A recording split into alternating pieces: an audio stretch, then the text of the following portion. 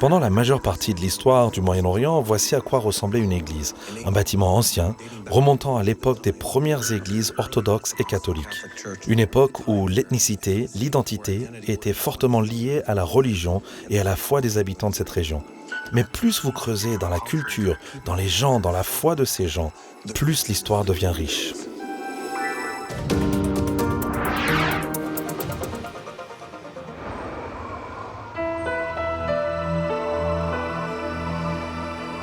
C'est au Moyen-Orient que le christianisme a commencé et s'est répandu dans le monde entier. Au cours du siècle dernier, le nombre de chrétiens dans la région a diminué rapidement et cela ne montre aucun ralentissement. Ceci est largement dû à une persécution accrue et à un exode massif des chrétiens de la région. Il a été prédit que d'ici 2025, les chrétiens ne représenteront plus que 3% de la population du Moyen-Orient. Mais lorsqu'il s'agit d'Israël, les chiffres sont uniques. La population chrétienne a en fait augmenté au cours des dernières décennies. Il s'agit d'une exception rare en Terre Sainte, où Jésus et ses premiers disciples ont commencé leur mission. Mais prenons un peu de recul pour connaître l'histoire du christianisme dans le pays à partir du livre des Actes. Pour mieux comprendre cette histoire, j'ai rencontré Petra Helt. Sa perspective sur l'histoire du christianisme n'était pas seulement éclairante, mais elle était inspirante. Si je vous demandais qui sont les chrétiens d'Israël aujourd'hui, quelle serait la réponse à cette question ? Nous pouvons dire qu'il y a 4 choses comme 4 familles. Les églises orthodoxes orientales, elles ont leur patriarche ici. Et elles ont des congrégations, les communautés sont merveilleuses. Elles sont reconnues par l'État d'Israël et c'est la même chose pour la deuxième famille. L'église grecque orthodoxe est probablement la plus grande église du pays. Ils sont là depuis toujours, depuis le début du christianisme. Ensuite, nous avons l'église catholique et ils ont beaucoup d'églises, de communautés, d'hôpitaux et de centres laïques et bien d'autres encore. Ensuite, nous avons de nombreuses églises protestantes. Remontons donc un peu dans l'histoire, jusqu'au 1er siècle. Comment le christianisme s'installe-t-il en Israël ? Comment se répand-il ? Puis comment crée-t-il une présence dans le pays ? Eh bien, je veux dire, tout a commencé avec Shavuot, la Pentecôte. Je voudrais dire un passage de la Bible.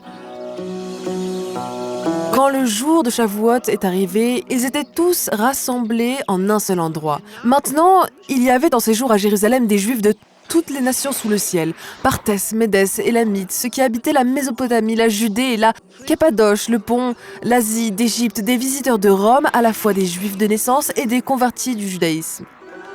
Chaque fois qu'il y a les fêtes juives, ils viennent au pays pour célébrer ensemble, puis ils rentrent chez eux. C'est exact. Donc ils étaient de bons Juifs. Ils voulaient vraiment venir pour les 3 fêtes de pèlerinage. Ils ont entendu ce message extraordinaire pour lequel ils avaient déjà prié pendant des centaines d'années. Que le Messie allait venir, le Mashiach. Donc le Messie est venu et ils ont dit « Jésus est un Messie ». Alors ils sont retournés dans leur pays d'origine partout dans le monde. Ils ont donc répandu ce message dans le monde entier. Puis parmi les Juifs, certains ont dit oui et d'autres ont dit non. Alors Pierre et tous les disciples, ils les ont suivis et ils n'ont pas répandu le message seulement parmi les Juifs, mais aussi parmi les gentils. Plus la graine du Messie juif s'éloignait de la culture hébraïque d'Israël, plus elle s'intégrait à d'autres cultures. Et bien sûr, à chaque fois, cela change un peu. C'est ainsi que le christianisme s'est ensuite répandu et propagé et que les écoles de pensée se sont développées. En 638, lors des conquêtes territoriales, tout le Moyen-Orient était occupé par l'islam ainsi que le bassin méditerranéen.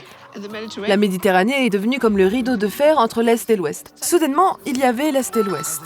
Comme les règles islamiques séparaient les églises orientales et occidentales, l'Ouest était presque entièrement coupé de Jérusalem et ses racines de la foi. Cela a permis aux idées anti-juives et à un antisémitisme violent de s'insinuer et de devenir finalement partie intégrante de l'église occidentale en Europe. L'église orientale s'est également éloignée de ses origines. Mais dans le christianisme orthodoxe oriental, l'accès à Jérusalem et au reste de la Terre Sainte a rendu les racines juives de la foi plus profondément ancrées. Pendant la majeure partie de l'histoire du Moyen-Orient, voici à quoi ressemblait une église. Un bâtiment ancien, remontant à l'époque des premières églises orthodoxes et catholiques. Une époque où l'ethnicité, l'identité étaient fortement liées à la religion et à la foi des habitants de cette région. Mais plus vous creusez dans la culture, dans les gens, dans la foi de ces gens, plus l'histoire devient riche. J'ai eu le privilège de visiter le monastère syrien orthodoxe de Saint-Marc dans la vieille ville de Jérusalem. Les Syriens orthodoxes font partie des églises orientales et leur histoire remonte au livre des Actes. Sous l'islam, ils ont presque perdu leur langue maternelle, l'araméen, la même langue que celle parlée par Jésus, et ils se sont largement assimilés à la culture arabe. Aujourd'hui encore, ils parlent arabe et sont souvent identifiés à tort comme des Arabes. Mais maintenant qu'ils font partie d'Israël, ils ressuscitent leur ancienne identité et leur langue. Shalom, comment allez-vous? Quel endroit magnifique! J'ai rencontré le père Boulos, qui a joué un rôle important dans ce processus. Donc notre église, nous pouvons la diviser en 3 parties. Nous avons une partie pour les femmes et nous avons une partie pour les hommes. Ils sont séparés dans l'église? Oui, séparés, oui. Comme dans une synagogue? Oui, une synagogue, oui. C'est intéressant. Dans notre tradition, nous mettons la Bible au milieu. Donc notre Bible doit être écrite à la main. Magnifique. Oui, Encore une fois, vous nous montrez 2 choses différentes qui sont déjà similaires à la tradition juive. oui.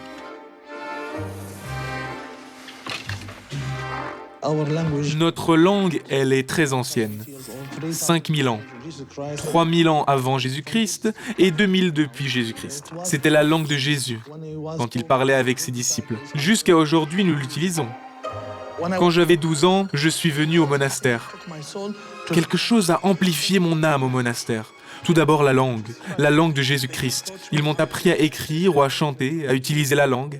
Faire partie de quelque chose qui a continué depuis des milliers d'années est une expérience très puissante. Savoir que vous marchez dans les pas de quelqu'un qui l'a fait pendant 100, 1000, 3000 ans. C'est exactement ça. Nous sommes donc arrivés maintenant dans la chambre haute. Ici a eu lieu le Pessah chrétien. Ici, dans cet endroit. Ici même à cet endroit. Nous nous rappelons donc quand Jésus était dans la chambre haute, quand il a pris le pain. Je peux chanter un peu si vous voulez. Oui, s'il vous plaît.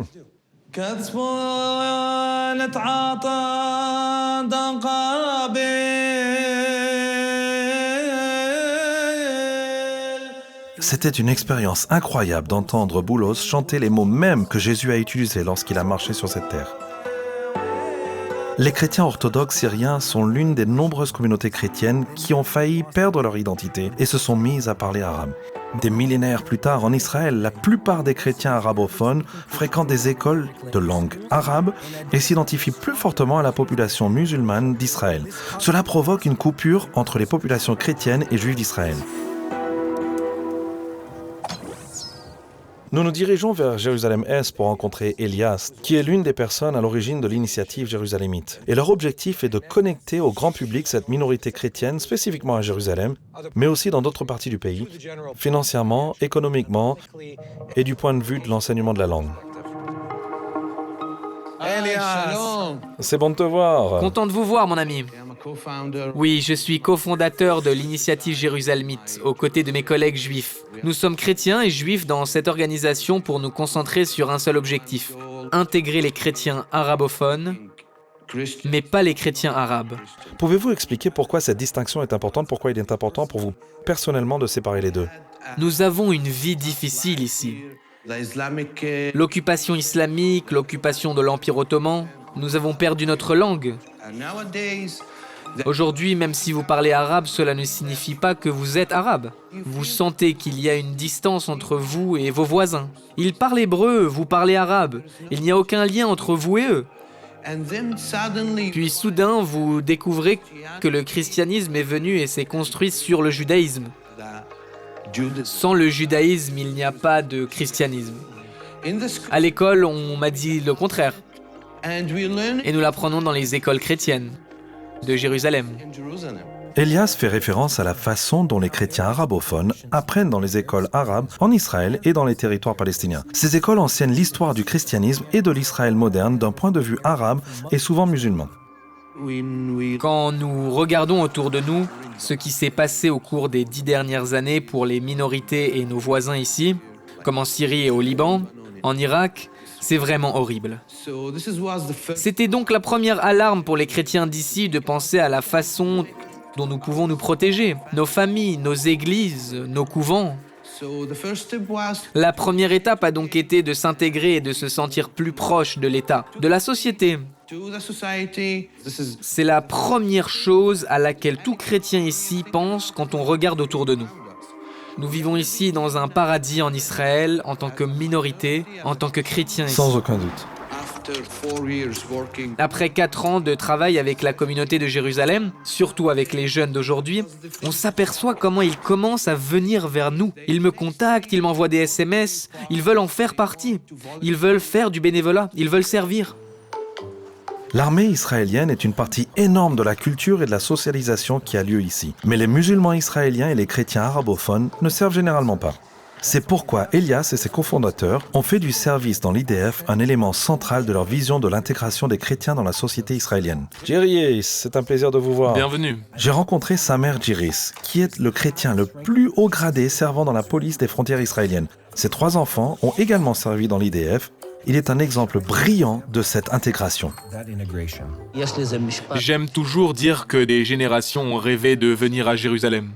Mes enfants et moi ont eu l'opportunité de servir et défendre Jérusalem. Quand j'ai commencé, j'étais le seul chrétien à servir. Je suis heureux de dire que récemment, il y a plus de monde qui souhaite servir. Chaque année, nous avons 300-400 chrétiens qui s'engagent. Je crois que l'armée est un melting pot. C'est la manière pour nous d'intégrer la société israélienne. J'aimerais savoir ce que votre foi chrétienne signifie pour vous. Est-ce quelque chose qui motive vos actions quotidiennes ? Pour moi, c'est une religion, mais cela fait aussi partie de mon quotidien. Ma foi me dit que les peuples juifs est le peuple choisi. Le christianisme vient du judaïsme. Le peuple juif, ce sont les racines et nous sommes les branches. C'est pour cela que je pense que le peuple juif a besoin d'être dans la terre d'Israël et que j'ai besoin d'être avec eux et servir ce pays ensemble. Le dilemme des chrétiens israéliens est compliqué. Il met en évidence tout ce qui a changé dans cette région au cours des 2000 dernières années. Mais Dieu est à l'œuvre pour restaurer ses disciples dans leur identité légitime. Il y a besoin d'un changement de compréhension et d'un appel à l'action pour provoquer un changement aussi important dans la façon dont les chrétiens se considèrent comme faisant partie intégrante de la Terre Sainte. Nous faisons partie de l'État d'Israël. Nous sommes des chrétiens israéliens. Pour tout chrétien en Terre Sainte qui a besoin d'aide, nous sommes prêts à les aider avec notre foi entière, vraiment. De la même manière que le peuple juif émerge des pages de l'histoire pour revenir sur la terre, ils ont ramené tous ces chrétiens perdus. Vous avez de nouveau de l'espoir? Si les Juifs ont réussi à faire cela, pourquoi ne devrions-nous pas essayer? C'est un plan si complexe que seul Dieu pouvait le concevoir. Pour Dieu, tout est possible. Shalom, j'espère que vous avez aimé cette vidéo. Abonnez-vous pour ne pas rater nos programmes. Merci de faire partie de notre famille TBN. Que Dieu vous bénisse. Shalom de Jérusalem.